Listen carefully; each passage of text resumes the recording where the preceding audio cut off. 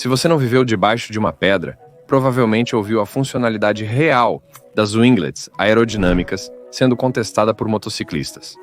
Toda nova moto esportiva que surge, independentemente da cilindrada, parece estar equipada com winglets. Isso vem ocorrendo há anos. Já discutimos inúmeras vezes nos últimos anos sobre a eficácia questionável deles. Então, vamos pular essa parte hoje. Na mesma linha de inútil e ultra alta especificação, peças de alto desempenho chegando às motos de rua, precisamos falar sobre dutos de freio. Dutos de freio são quase tão inúteis quanto winglets na pilotagem no mundo real. Dutos de freio são encontrados em esportivos de ultra alta performance. Motos como a 1000 ou sendo vendidos como opção de fábrica, em supermotos como a Aprilia RS ou a Ducati Panigale V4. Ou talvez você seja um entusiasta de fibra de carbono e instale dutos de freio aftermarket em todas as suas motos. E assim como os winglets aerodinâmicos, os dutos de freio estão até chegando em motos de menor cilindrada apenas para pontos de estilo, eu acho. Por exemplo, a nova e promissora CF Moto 675 SS vem com dutos de freio de fábrica, o que é um pouco ridículo. O objetivo de instalar dutos de freio é aumentar o fluxo de ar para os freios, promovendo o resfriamento e minimizando a perda de frenagem durante a pilotagem de alto desempenho. Assim como os winglets, em 99.999% das circunstâncias, você não estará pilotando rápido e freando forte o suficiente para reconhecer alguma diferença significativa. Para a maioria das pilotagens, seja na cidade ou forçando nas curvas, os freios de uma moto são capazes de resfriar efetivamente apenas com a exposição ao ar. Não são como freios de carro, escondidos dentro de uma roda no interior de um poço. Os rotores e pinças de freio da motocicleta estão literalmente ao ar livre e provavelmente recebem um fluxo de ar amplo por conta própria, sem um duto forçando mais ar sobre eles. A maioria de vocês não está freando com força suficiente na rua para aproveitar isso, nem mesmo na pista. As motocicletas são muito menores que os carros, portanto, menos energia precisa ser dissipada durante a frenagem em alta velocidade. Aletas são desnecessárias para a maioria dos pilotos, servindo apenas como um recurso para resolver um problema inexistente na maioria dos cenários de pilotagem, ou instaladas como um item de estilo, como winglets ou paralamas de fibra de carbono. Elas são uma peça colocada pela Fast Boy para oferecer a ilusão de velocidade e desempenho. Deixe-me perguntar algo. Por que as motocicletas precisam de medidores de temperatura ambiente? Não me refiro às temperaturas do motor, óleo ou líquido de arrefecimento. Essas leituras são úteis durante a pilotagem. Você precisa saber se a temperatura do seu motor ou do seu óleo está disparando. Estou falando de um medidor que apenas mostra a temperatura do ar ao seu redor. Você não consegue sentir a temperatura aproximada no seu corpo, já que não está contido dentro de paredes? Qualquer consideração que um piloto deva dar ao clima provavelmente deve acontecer antes de eles pilotarem. Normalmente você confere a previsão do tempo no AP, veste o equipamento apropriado e sai. De que adianta saber a temperatura externa quando você já está na moto? Você não faria questão de parar e se aquecer quando sente frio, em vez de quando o termômetro indica baixa temperatura? É meio estranho quando você pensa sobre isso. Não é como dirigir um carro, onde você pode ajustar o termostato para aquecer o interior ou descongelar o para-brisa em dias frios. Não vejo utilidade prática em saber a temperatura ambiente ao pedalar.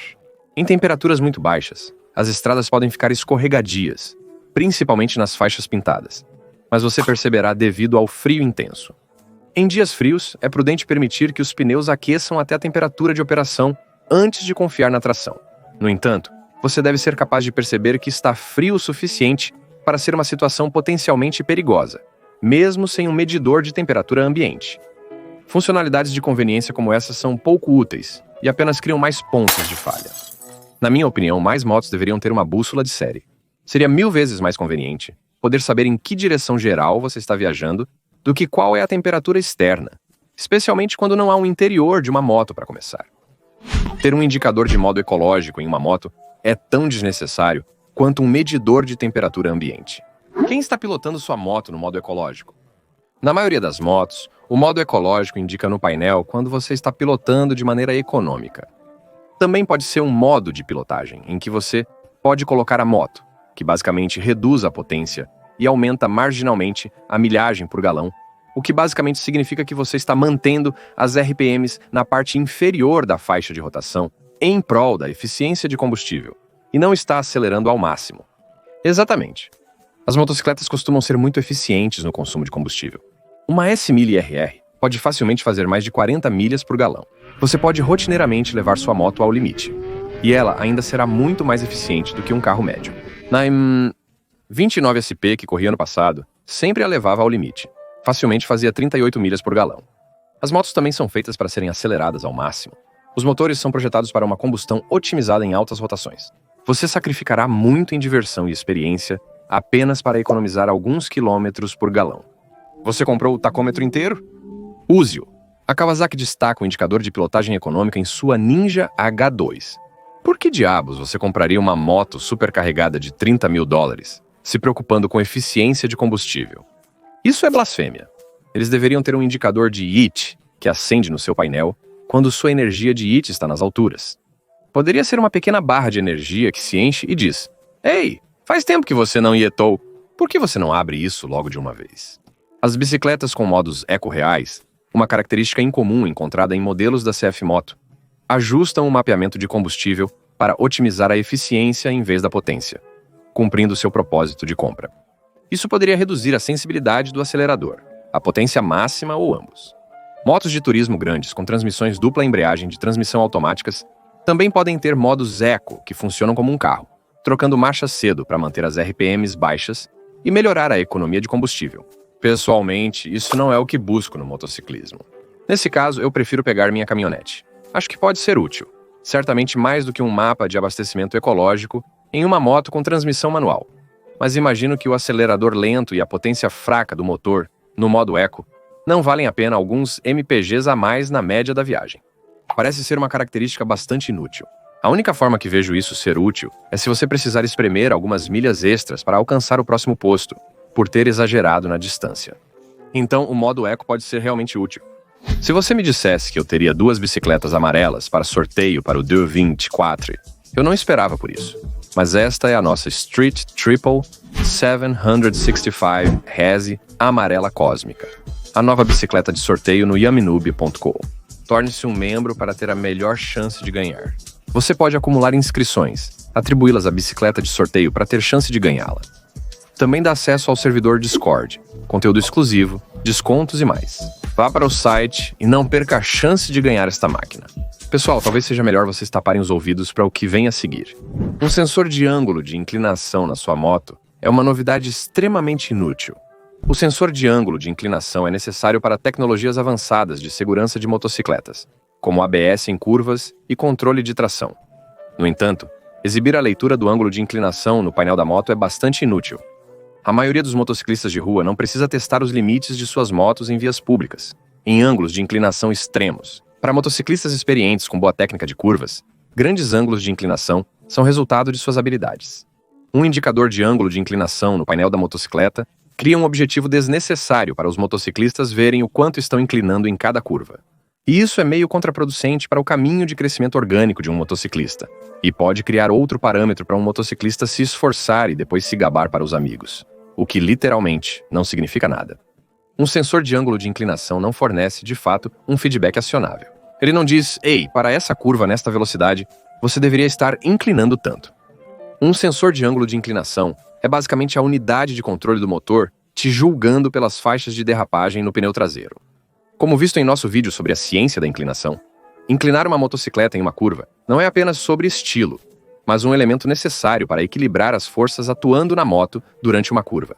Quanto mais fechada a curva e maior a velocidade da bicicleta, maior deve ser a inclinação para completá-la. Os rapazes rápidos e os squids de rua dizem coisas como: "Eu consegui 50 graus de inclinação enquanto pilotava as curvas fechadas na Escada do Diabo no Parque Nacional de Gunnison." E o resto de nós fica tipo: "Uau, muito impressionante."